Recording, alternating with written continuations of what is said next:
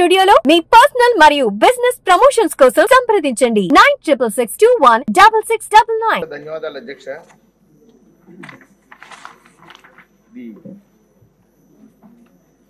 గత ప్రభుత్వంలో ఈ పేదలందరికీ ఇల్లు అనే స్కీమ్ పెట్టి వేల కోట్ల రూపాయలు దోచేసిన సంగతి మనందరికీ తెలుసు అధ్యక్ష.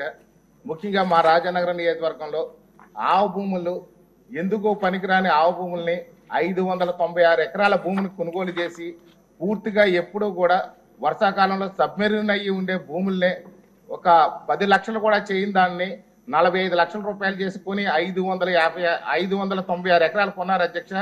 అందులో 384 ఎకరాల డబ్బులు కూడా వేశారు. అక్కడ ఎంత భయంకరమైన ప్లేస్ అంటే అది ఎప్పుడు కూడా మొత్తం అన్ని రకాల మనుషులు జంతువులు అంతా కూడా జంతు నష్టం ప్రాణ నష్టం జరిగే ప్రదేశం అది.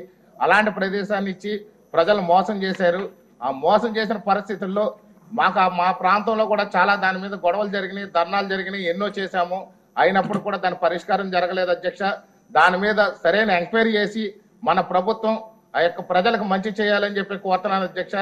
అదే విధంగా ఈ యొక్క రాష్ట్రంలో పేదలందరికీ ఇళ్ళు స్కీములో పట్టాలు ఇచ్చిన ఏ పట్టాల్లో కూడా చాలా పట్టాల్లో సంతకాలు లేని పట్టాలు ఇచ్చారు అధ్యక్ష. అదే విధంగా ఇచ్చిన పట్టాల్లో స్థలాలు ఎక్కడున్నాయో కూడా తెలియకుండా ఉంది అధ్యక్ష.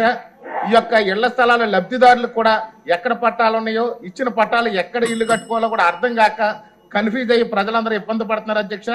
అదే విధంగా ఏదైతే తెలుగుదేశం జనసేన బీజేపీ సానుభూతి పరులు ఉన్నారో అప్పుడులో ఒక్కళ్ళకు కూడా పట్టా ఇవ్వకుండా వైసీపీ ప్రభుత్వం వాళ్ళందరినీ ఇబ్బంది పెట్టింది అధ్యక్ష.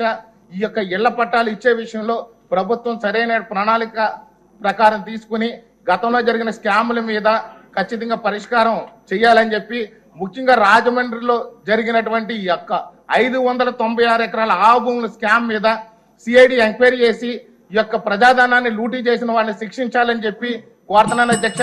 అదే ఆవు భూములపై అడపా శ్రీనివాస్ అని చెప్పి మా ప్రాంతంలో జనసేన నాయకుడు పోరాటం చేస్తే అతని మీద కూడా రౌడీ షీట్లు అవి కూడా ఓపెన్ చేసి చాలా ఇబ్బంది పెట్టారు అధ్యక్ష.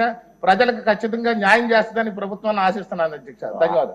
ఆవు భూముల మీద నా మీద కూడా కేసు పెట్టారండి మీ రాజమండ్రిలో.